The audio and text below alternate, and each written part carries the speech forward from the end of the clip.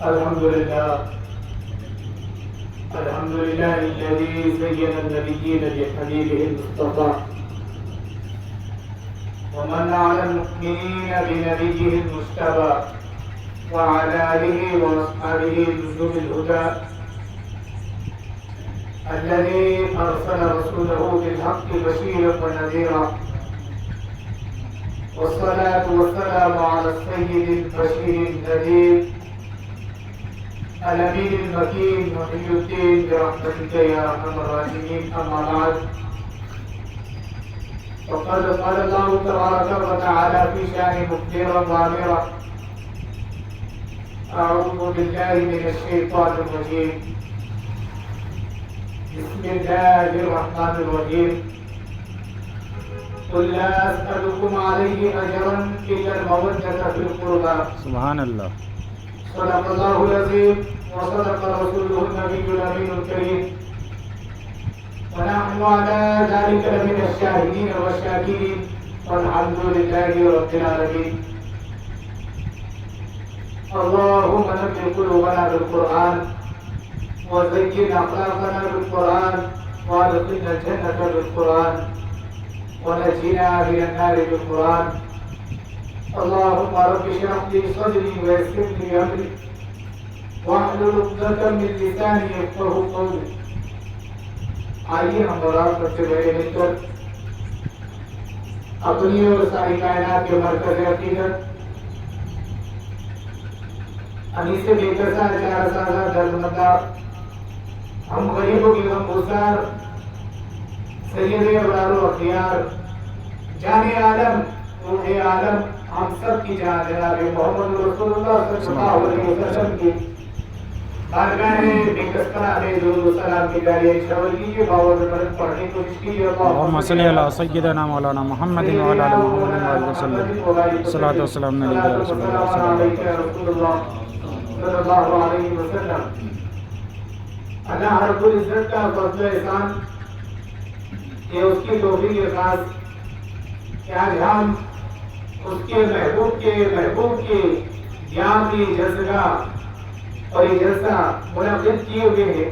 پروردگار عالم ہمارے یہاں بیٹھنا میرے یہاں بولنا اپنی بارگاہ میں قبول فرمائے اور یہ محفل ہمارے لیے ذریعے نجات بنے. کل بروز محشر یہ محفل ہماری ضمانت ہے کہ پروردگار عالم کے محبوبین کی یاد بنانے کے لیے بیٹھے ہوئے تھے اور ان کا ذکر سننے اور سنانے کے لیے بیٹھے. اللہ رب العزت کی بارگاہ میں دعا کو کہ مولا مجھے حق کہنے آپ لوگوں کو حق سننے کی توفیق عطا فرمائے. اپنی دارین کی سعادت سے نوازے. ایک اور بار نبی اور آل نبی پر درود پاک کا نذرانہ پیش کرے. اللهم صل على سيدنا مولانا محمد وعلى آل سيدنا وعليه وبارك وسلم. صلاة وسلام عليك يا رسول الله صلی اللہ علیہ وسلم. کافی مبارکباد یہاں پہ جتنے بھی آئے. اللہ رب العزت بیر شہر کے جتنے اہل سنت و جماعت کے ماننے والے لوگ ہیں ان کے اندر عزم اور ارادوں کو پختہ کرے تاکہ سنیت میں جمے رہے اور اس کی بقا کے لیے جد و جہد کرتے رہے. اگر ہم یہ سمجھ کر یہ سوچ کر پروگراموں میں آنا چھوڑ دیں یا بند کر دیں کہ محفل میں چند لوگ بیٹھے ہوئے رہتے تو یہ ہماری سرگرمیاں ختم ہوتے جائے گی اور پھر ہمارا نام تو باقی نہیں رہے. جب بھی میں پھر شہر میں آتا ہوں تو میرے سنت و جماعت کے لوگ مجھے ظاہر طور پہ تو نظر نہیں آتے. کچھ لوگوں کو میں جانتا ہوں لیکن ہر بار ہر چوک میں ہر گلی میں گندہ خبری ہے اور وہ میرے ایمان کو اور میرے عقیدے کو کمزور ہونے نہیں دیتے. وہ کہتے ہیں کہ ہم ہیں تو یہاں پر صرف کام کرنا شروع کر دیں. تو اللہ رب العزت کی بارگاہ میں دعا کو کہ مولا اپنے محبوبین کا سایہ یہاں پر دراز فرمائے اور جس طریقے سے انہوں نے اللہ کو راضی کرنے کی کوشش کی اللہ ان کے نقش قدم پر ہمیں چلنے کی برفی عطا فرمائے.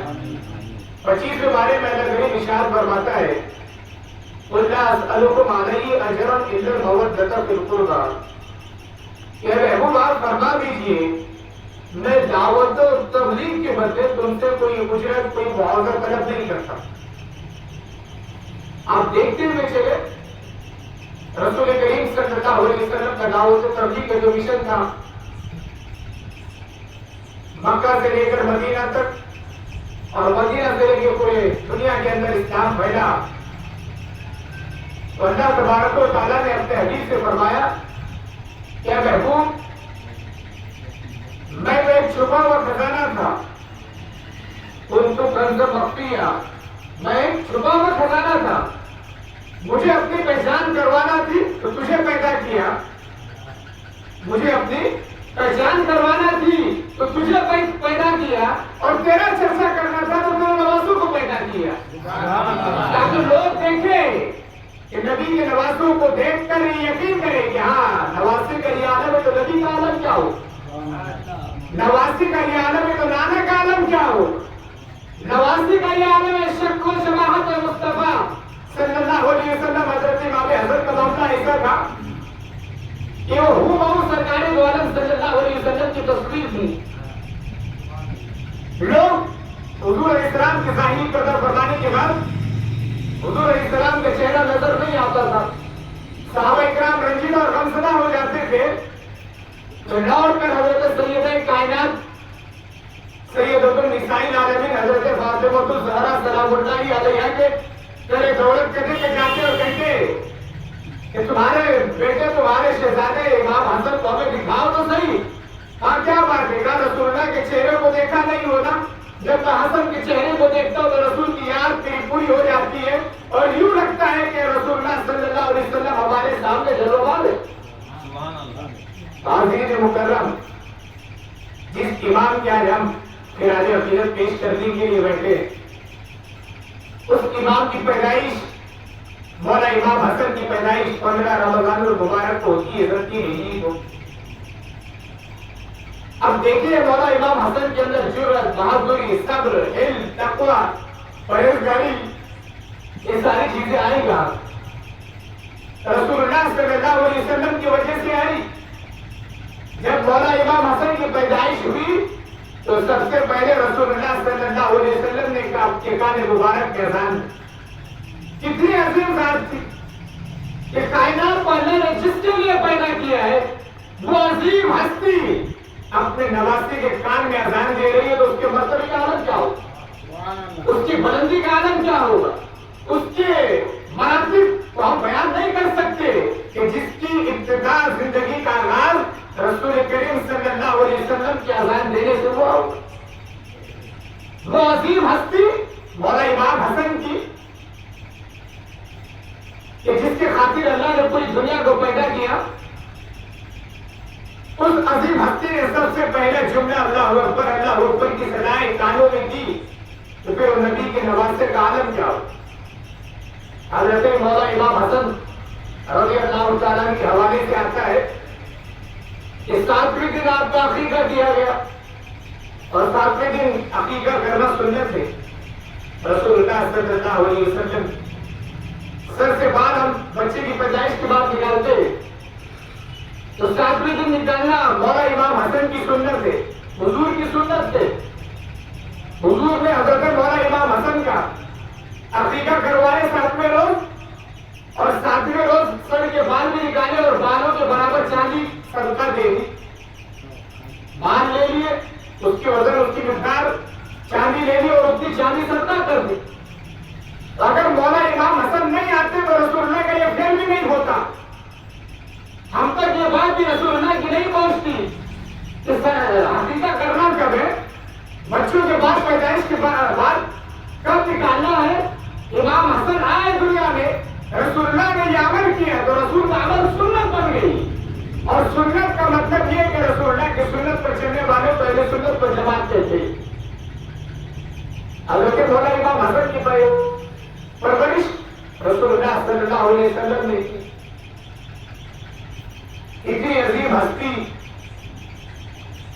جن کے بارے میں آتا ہے کہ حضرت ابو بکر صدیق اور حضرت مولا کائنات رضی اللہ تعالیٰ عنہ اجمعین راستے سے جا رہے تھے.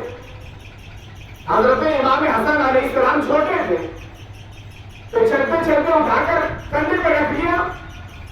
حضرت ابو بکر صدیق نے اور مولا علی سے کہنے لگے کہ علی بیٹا تو تمہارا ہے لیکن رسول اللہ کی مشابہ تمہارے جیسا لگتا نہیں ہے. یہ تو ان کے نانا کی طرح محمد عربی صلی اللہ علیہ وسلم کی طرح لگتا ہے. تو حضرت علی مولا علی مشرف کشا علیہ السلام نے کہا یقیناً نواسا تو نانا کی طرح ہی تو ہوتا ہے. اور پھر وہ نواسا جس نواسے کے برابر میں کوئی نواسا نہیں ہے دنیا کے اتنے مرتبے کا کہ جس کے نانا خاتم الانبیاء ہے, جس کے اوپر نبوت ختم ہو جاتی ہے, جس کے والد ولیوں کا تاجدار مولا مشکل کشا, جس کی ماں خاتون جنت, جس کا بھائی جنتی اور جوانوں کا سردار اور خود بھی سردار, ان کے مناقب اور ان کے فضائل کو بیان کرنا معمولی بات نہیں ہے.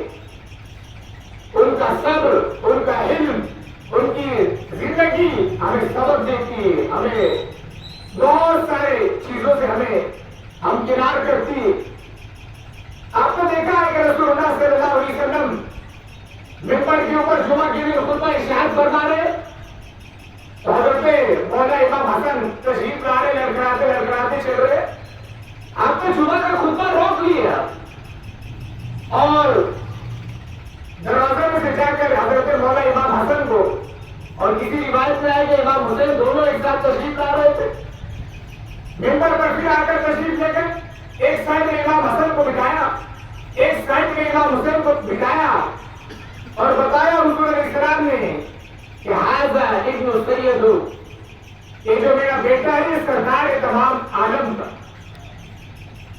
آپ دیکھیے رسول اللہ صلی اللہ علیہ وسلم سے محبت کتنی ہے, الفت کتنی ہے. نماز کے اندر بھی اگر مسجد نبوی میں آ جاتے تو آپ سجدہ طویل فرما دیتے ہیں, پیروں کے اندر سے نکل جاتے ہیں, قیام طویل فرما دیا جاتا ہے. اگر آج کے زمانے میں قیام لمبا ہو جائے, سجدہ لمبا ہو جائے, فوراً لوگ مقتدی امام سے پوچھیں گے کہ بھائی کیا ہو گیا امام صاحب, کہ معاملہ تو خراب نہیں ہو رہا تھا. اگر امام میں زیادہ سجدہ لمبا ہو جائے تو وہ بھی سجدہ سے کرنا پڑے گا. کیا بات ہو گئی, ادھر دھو تو نہیں گئی, ادھر نیند تو نہیں لگ گئی تھی, جھپکی تو نہیں لگ گئی تھی نماز کے اندر. لیکن ہم لوگوں کو بتایا گیا حدیث طیبہ میں یہ بات ہمیں ملتی ہے کہ رسول اللہ صلی اللہ علیہ وسلم نے اپنے شہزادوں کو اپنے بازوؤں پر بٹھا کر یہ بتایا کہ لوگوں ان ہستیوں کو معمولی نہ سمجھنا, ان بچوں اور کھیل اور تماشا نہ سمجھنا, یہ جنتی نوجوانوں کے سردار ہے. سید شبابی اہل جنہ کا لفظ آیا. ایک روایت میں آتا ہے کہ رسول اللہ صلی اللہ علیہ وسلم نے ارشاد فرمایا کہ یہ دونوں حسن اور حسین میرے دنیا کی بھی پھول ہے اور جنت کی بھی پھول ہے اور جنتی نوجوانوں کے سردار بھی. امام حسن علیہ السلام کے حوالے سے آتا ہے جب اللہ تبارک و تعالیٰ کی بارگاہ میں جب مؤذن اذان دیتا ہے تو بدن کے اوپر کپکپی طاری ہو جاتی, وضو کرتے تو چہرہ پیلا ہو جاتا تھا, نماز کے لیے کھڑے ہوتے تو بدن کانپتا تھا, سجدے میں سر رکھتے تھے تو آنسو کی جھڑی لگ جاتی تھی, جہاں پر سجدہ کرتے تھے وہ زمین آنسو سے تر ہو جاتی تھی. لوگوں نے پوچھا امام کیا باتیں سمجھ میں نہیں آتی باتیں آپ کی, آپ اذان سنتے ہیں تو آپ کے بدن پر کپکپی طاری ہو جاتی ہے, وضو کرتے تو چہرے کا رنگ بدل جایا کرتا ہے, اللہ کے حضور حاضر ہوتے قیام کی حالت میں ہوتے تو تمہارے بدن میں پھر کپکپی اور لرزہ طاری ہو جاتا. سجدے میں جاتے تو سجدے کی جگہ کوئی آنسو سے تر ہو جاتی ہے. آپ پتا ہے میں اس احکم الحاکمین کے بارگاہ میں حاضر ہو رہا ہوں جو پوری کائنات کا رب ہے, پوری کائنات کو بنانے والا ہے, پوری کائنات کو جس نے بنایا ہے. میں اس احکم الحاکمین کے سامنے ایسے ہی کھڑا ہو رہا ہوں, مجھے اس کے سامنے حاضر نہیں ہونا ہے. ہاں ہونا تو ہے آپ کو, لیکن آپ روتے کیوں؟ کہا میں اس لیے روتا ہوں کہ میرے نانا جان کی امت کو یہ درس ملے کہ میں جنتی نوجوانوں کا سردار ہونے کے باوجود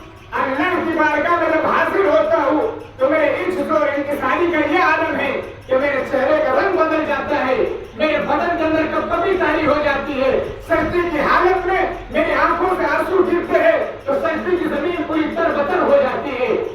ہمیں بھی سوچنا چاہیے اللہ رب العزت کی بارگاہ میں اسی طریقے سے ہمیں آنا چاہیے جس طریقے سے مولا امام حسن علیہ السلام اور اللہ کو راضی کیا, اللہ کو منایا, رو رو کر گر گرا کر اس کو انکساری کر کے. بھائی اگر آج کسی کو دنیا کے اندر صرف جنت کا سرٹیفکیٹ دے دیا جائے کہ تو جنتی ہے, وہ تو نماز پڑھنے سب غائب ہو جائے گی. میں جنتی ہوں گا, مجھے خوشخبری مل گئی. وہ تو جنتی نوجوانوں کی سردار ہے. تو ان کا عالم کیا تھا اللہ کی بارگاہ میں اللہ سے لوگ لگانے کا کیا عالم تھا کہ پوری رات اللہ کے حضور حاضر ہو کر قرآن مقدسہ ختم کیا گیا. ہر دن ایک رات کے اندر ایک قرآن حکیم ختم ہو جائے گا. اب ایک آیت پڑھنے کے لیے تیار نہیں, ہر دن ایک آیت ہم پڑھنے کے لیے تیار نہیں ہے. لیکن امام حسن کا یہ معمول کا بات تھا کہ وہ ہر رات کے اندر ایک قرآن حکیم ختم کر دیا کر.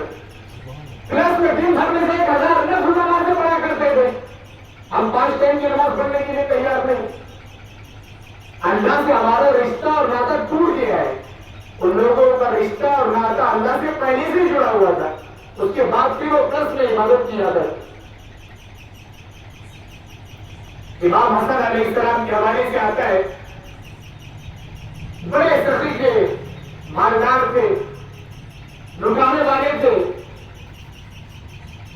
شام سے ایک شخص آیا, ملک شام سے, مولا امام حسن کی بارگاہ میں آ کر امام حسن کو اناپ شراب پکڑنے لگا, گالیاں دینے لگا. مولا امام حسن نے کہ خاموشی کے ساتھ سن رہے ہیں آپ, جواب نہیں دے رہے, اور قریب آ گئے. کیا کہنا چاہتے تو امام حسن جیسے قریب ہو گئے اور زیادہ گالیاں چل رہی ہو گئے. اگر آج ہم ہوتے تو پہلے خود تماچا رسید کرتے تھے کہ بات کرنے کا طریقہ بھی نہیں. لیکن یہ ان کا صبر تھا, ان کا ہل تھا, ان کے اندر اللہ نے برداشت کرنے کی قوت دی تھی کہ لوگ کتنا بھی ظلم کرے صبر کریں, برداشت کر دیں. صبر اور تحمل کا ایک پہاڑ تھے. وہ آپ پوچھا کھانا کھائے ہو, اب ایک گالی دینے والے شخص کو دیکھیے کیسے پوچھ رہے ہو کھانا کھائے, اور گالیاں دینے لگا. ارے میں پوچھ رہا ہوں آپ سے, آپ نے کھانا کھایا ہے؟ کہا کھانا نہیں کھایا ہے. آپ خادم سے کہا کہ جاؤ اسے کھانا دے دو. کھانا کھا لیا, وہ غصہ سارا جو بھر کر آئے لے کر آیا تھا سب غصہ ختم ہو گیا. پھر کہا ضرورت نہیں, کہا بولنے کی ضرورت نہیں.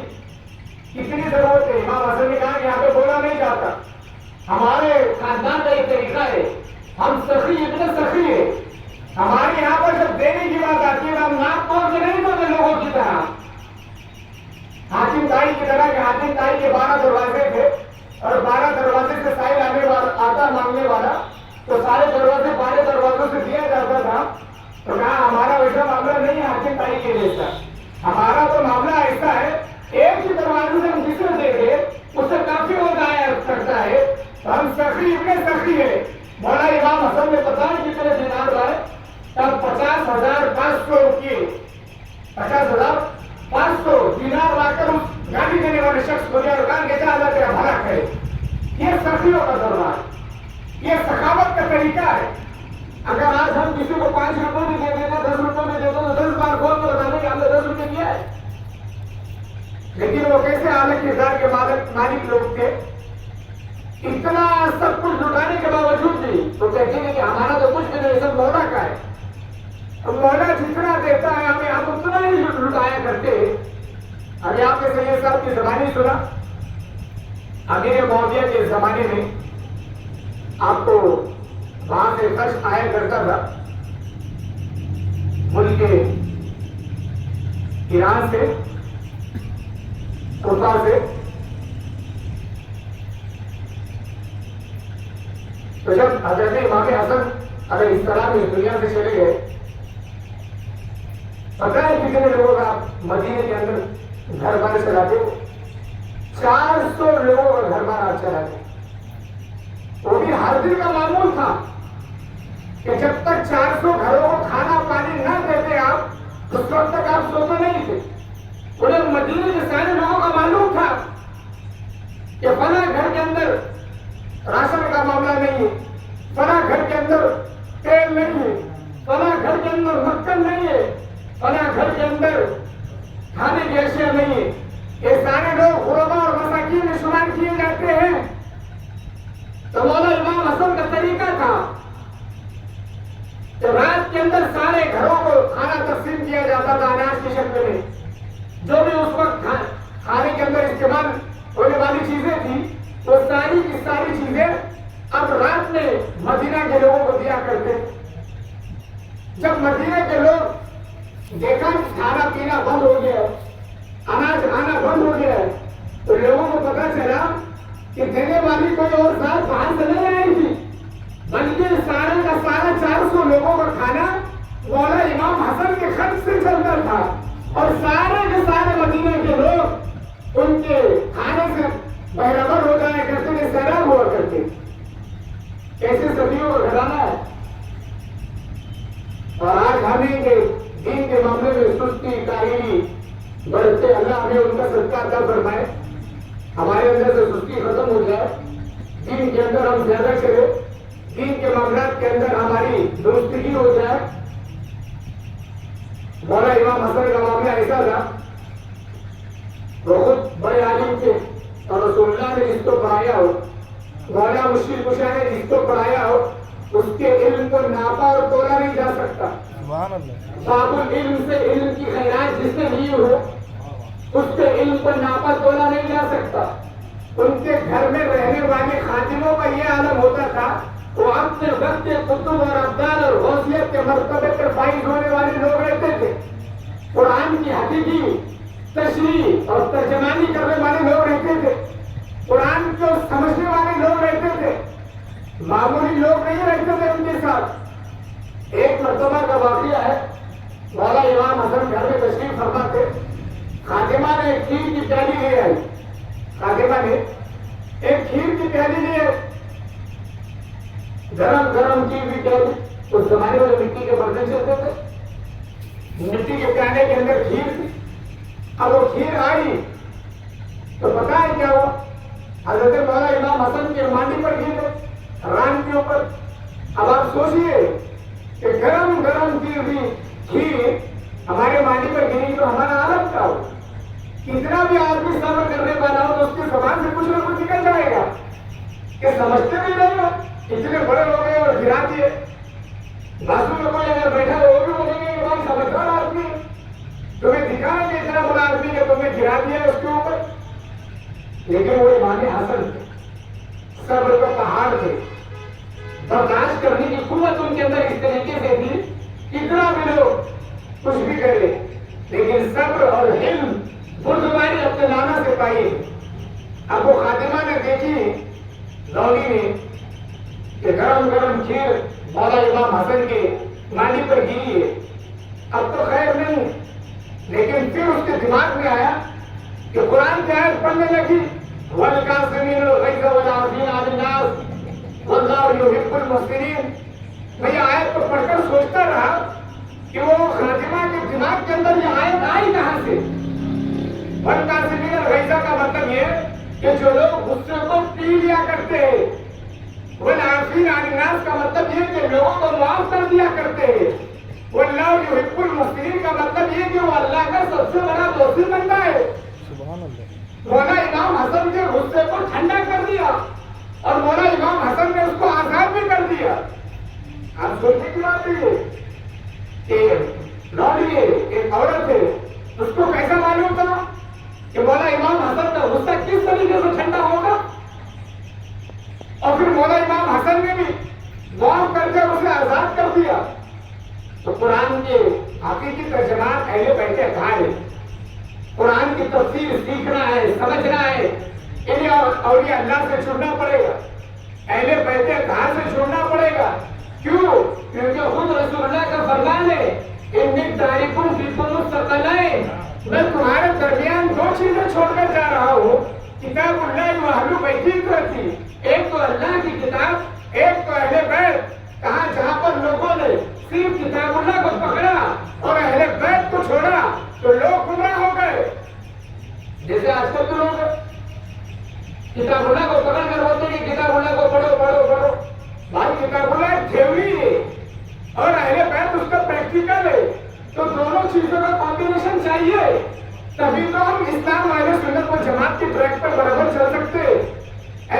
کو چھوڑا اور اہل بیت کو پکڑا تو بھی لوگ گمراہ ہو گئے. جیسے شیعہ فرقہ کیا ہو گیا؟ گمراہ ہو گیا. ان کے یہاں قرآن کے 40 پارے بلکہ ہمارے یہاں 30 پارے. قرآن میں کوئی گھٹا اور بڑھا بھی نہیں سکتا, ایک لفظ کی تبدیلی بھی نہیں لا سکتا, ایک حرف بھی بدل نہیں سکتا. تو وہی اللہ کے رسول صلی اللہ علیہ وسلم نے فرمایا.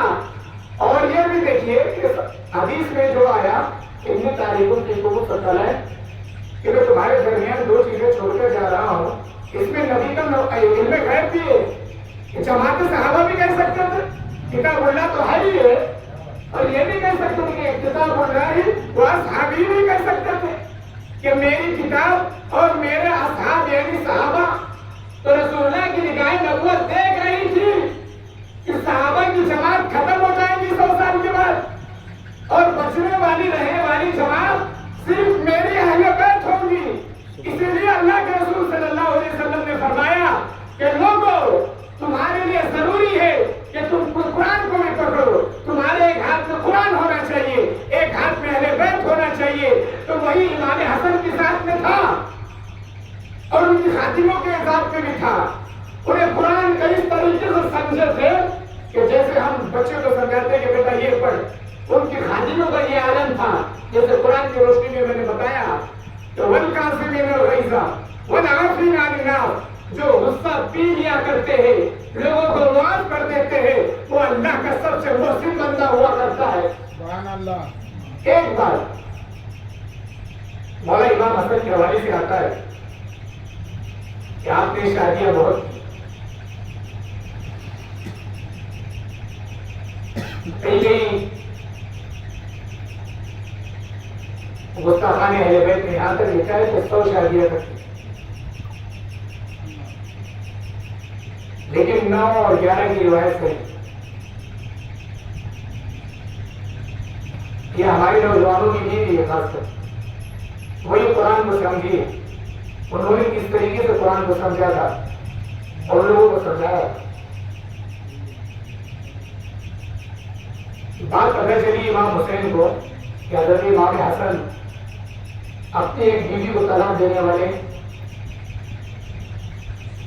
اس سے سبب بھی لینا ہے اس واقعے سے. تو اپنے بھائی امام حسن کے پاس آئے, کہا بھائی جان آپ طلاق دینے والے ہو؟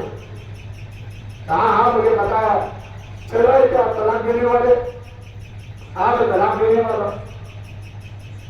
کہا کیوں طلاق دینے والے ہو؟ تو قرآن کی آیت پڑھی, قُلْنَا لِبَاسٌ لَكُمْ وَأَنْتُمْ لِبَاسٌ لَهُنَّ. مرد عورت کا لباس ہے, عورت مرد کا لباس ہے. مرد عورت کا لباس ہے, عورت مرد کا لباس ہے. تیسری کو اس میں انٹرفیئر کرنے کی ضرورت نہیں ہے. چلے گئے امام حسین علیہ السلام, جب طلاق دی تو پھر آئے, کہا جو پہلے واقعہ جو چل رہا تھا آپ کا, مجھے پتا چلا ہے کہ آپ نے طلاق دے دی ہے. کہا ہاں میں نے طلاق دے دی ہے اس سے. کیوں طلاق دی؟ کہا نہیں, اب میرے لیے غیر محرم ہو گئی ہے, میں اس کی برائی نہیں کر سکتا کہ کس لیے دیا ہو. اب نہ وہ آزاد ہو گئی ہے مجھ سے, میں اس کے اوپر انگلی نہیں اٹھا سکتا ہوں. کیوں؟ اتنا لباس لکم وانتم لباس لہن. مرد عورت کا لباس ہے, عورت مرد کا لباس ہے. جب دونوں اکٹھے ہو جاتے ہیں تو اللہ رب العزت ان سے راضی ہوتا ہے, اور جب جدا ہو جاتے ہیں تو اللہ رب العزت ناراض ہو جاتا ہے. تو اب ہمیں بات پتہ چلی نوجوانوں کے لیے, اگر ہم میاں بیوی کے ساتھ اچھا اس سے سلوک کریں تو یہ امام حسن علیہ السلام کی سنت ہے. اور اگر ہمارے اندر کچھ معاملات بن جائے, انبن ہو جائے, جھگڑا ہو جائے, تنازع ہو جائے, طلاق تک بات آئے, تو گلی محلے میں جماعت بٹھا کر, پنچایت بٹھا کر اس کا فیصلہ نہ کیا کرو. اپنے خاندان کے بڑے رشتے داروں کو بلا کر اس کا حل نکالا کرو, اور اس کی برائی میں مت کرو اس عورت کی. کیوں؟ جب تم نے طلاق دے دیا ہے تو تم اگر اس کے بارے میں انگلیاں اٹھائیں گے, انگوش تمہاری کریں گے, تو یقیناً تمہارے نامہ اعمال میں نیکیاں نہیں گناہ لکھا جائے گا, کیونکہ وہ اب آزاد ہو گئی اور غیر محرم ہو گئی. اب غیر محرم عورت کے بارے میں ہمیں بولنا ہمارے لیے جائز نہیں. تو مولا امام حسن علیہ السلام کے بارے میں جتنا بولا جائے اتنا کم. ان کی سیرت طیبہ کے بہت سارے گوشے قرآن مقدسہ کی روشنی میں. ایک مرتبہ کیا ہو گیا، حضرت امام حسن، حضرت امام حسین علیہ السلام اور ان کے چچا صاحب بھائی حضرت عبداللہ بن جابر، یہ تینوں حج پہ چلے گئے. اور امام حسن علیہ السلام کی خاص بات تھی کہ آپ نے 25 حج پیدل کیے مدینہ سے مکہ تک. سبحان اللہ. کتنے حج؟ 25 حج. ایک دو حج نہیں، 25 حج پیدل مکہ سے مدینہ سے مکہ تشریف لے گئے. اتفاق یہ ہوا کہ ایک جگہ پر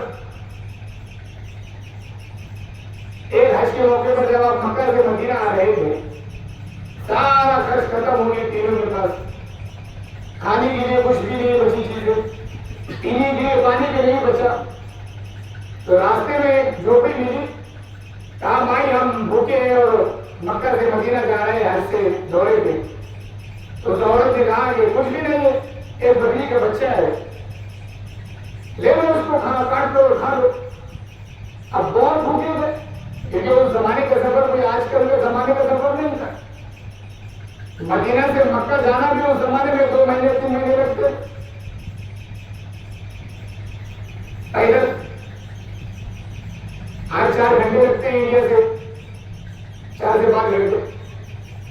تو اس زمانے میں تو کوئی سواری کا بھی انتظام نہیں رہتا تھا. لوگ گھوڑے کچر ہاتھی ووٹیوں پر سواری کیا کرتے تھے گھڑوں پر، لیکن ان لوگوں کے پاس وہ بھی نہیں تھی. اب اس عورت نے کہا کہ بکری اور اس کو کاٹ کر سیوا کر کر آپ کھا لیں. کہ تینوں بھائی حضرت امام حسن علیہ السلام، امام حسین علیہ السلام اور حضرت عبداللہ بن جعفر کھا لیے اور کہا کہ جب مدینہ آنا تو ہم سے مل کر جانا.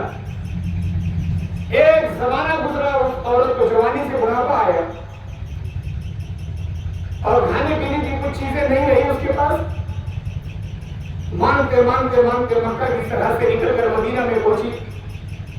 جیسی کاشانہ امام حسن علیہ السلام سے گزری تو دیکھتی کیا ہے، مولا امام حسن باہر تشریف فرما ہے. اور امام حسن علیہ السلام نے اسلام کے کہا بھائی السلام علیکم. کہا وعلیکم السلام ورحمۃ اللہ وبرکاتہ. کہا پہچانا آپ نے کون ہوا ہے؟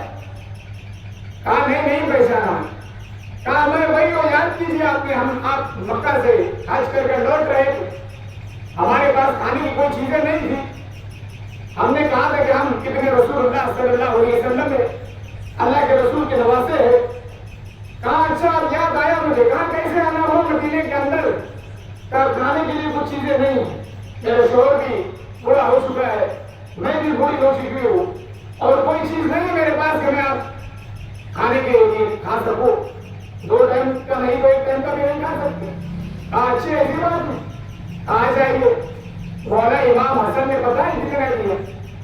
1000 بکریاں، 1000 درہم اس مائی کو بھی اس عورت کو کہاں لے کر جائے. سبحان اللہ سبحان اللہ. پھر کہا کہ میرے بھائی حسین کا گھر اس چوک میں ہے، اس کے دروازے پر بھی جانا اور کہنا. حضرت امام حسین علیہ السلام کے گھر پر وہ مائی گئی اور کہاں عرض کی دستک دی. کہا امام حسین نے بھی پہچان لیا. کہا کیسے آنا ہوا؟ کہا ہمیں مانگتے مانگتے مدینہ میں آئی. تمہارے بھائی امام حسن نے 1000 بکریاں دی. کہا میں اگر زیادہ دیتا ہوں تو 1000 دیتا ہوں تو اپنے بھائی سے بڑھ جاؤں گا، اس لیے میں بھی 1000 بکریاں دیتا ہوں اور 1000 دینار دیتا ہوں. اب دیکھیے 2000 روپیہ 2000 درہم. اب حضرت جعفر بن عبداللہ، یہ عبداللہ بن جعفر جو حضرت علی کے بھائی جعفر ہے، ان کے بیٹے اور مولا امام حسن کے چچا صاحب بھائی لگتے ہیں رشتے میں. کہا کیسے آنا ہوا؟ کہا تمہارے بھائی امام حسن اور امام حسین نے 1000 بکریاں 1000 درہم 2000 درہم ہمیں دے دیے تحفے میں. کہا ایک کام کیجیے، میری طرف سے 2000 بکریاں اور 2000 درہم. اب دیکھیے ایک بکری کے عوض میں بدلے میں یہ کیسا لوگ کتنا لٹایا اہل بدر خان کے گھرانے. 4000 بکریاں 4000 درہم دے کر بھی کہا کہ یہ تو ہمارا معمولی سا تھا، پھر کبھی آنا لوٹ کر اس سے زیادہ دیں گے. یہ سبزی اور گھرانا ہے. جتنا دے اتنا کم ہے. اور دے کر بھی کہتے ہیں کہ ہم نے کچھ بھی نہیں دیا, یہ تو اللہ کا دینا تھا, ہم نے دے دیا. اللہ رب العزت کی بارگاہ میں دعا کرو کہ مولا کہنے سننے سے زیادہ عمل کی توفیق عطا فرمائے.